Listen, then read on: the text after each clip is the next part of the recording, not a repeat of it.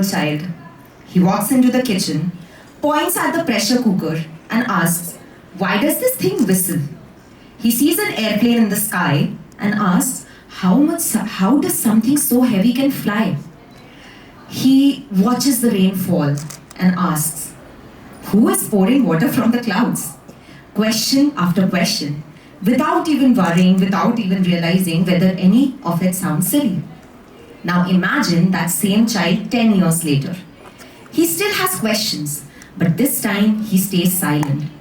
Because somewhere between growing up and fitting in, we teach our children to memorize answers instead of asking questions. And that is where we make one of our biggest mistakes.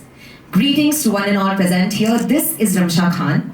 And today, if I want to talk about the importance of research and innovation amongst youth, I would say that every great discovery in history, every invention, every breakthrough started with a question that refused to stay silent, that refused to go quiet. Research does not begin in any laboratory. It begins with one single word, why. And innovation begins with another two, what if. What if traffic could be made simpler? What if learning could become more practical? What if plastic could be replaced with something better? Research begins with curiosity. Look at the world around yourself.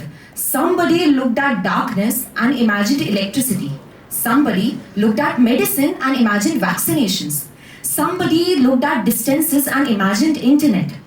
The world we live in today exists because somewhere somebody refused to accept that, this is just how things are.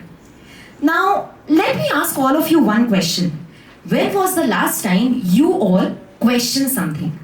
Not because you wanted to prove yourself, not because you wanted to argue or win something, but just because you wanted to understand something. Today, we are surrounded by information. With just one click, we can get millions and millions of answers.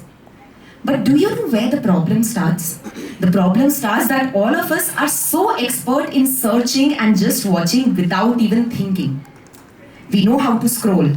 We know how to share. We know how to copy and forward. But do we pause? Do we observe? Do we verify? My dear friends, India today has one of the largest youth populations in the world. Almost 65% of the population is below the age of 35, and just imagine if every young individual decides that from now on, I won't be just consuming ideas, I will be the one creating them. The next idea that will be shaping the world, that will be shaping the future, may not come from a classroom. It may come from a small town. It may come from a small playground. It may come from somebody who is sitting right in this hall today. So today, I don't want to leave you all with an answer. I want to leave you all with a question. A question that the next time you see any problem around yourself, what will you do? Will you be the one who will just complain about it?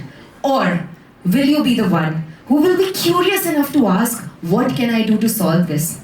Because in today's world, in today's generation, the young generation, when it stops questioning, when it stops researching, progress stops. But when this whole same generation, this young generation, begins researching those questions, the future begins. Thank you to each and every one of you for listening so patiently to me. Thank you so much for being here. If you all are sitting here today, it means you all have taken that first step towards the future of our youth.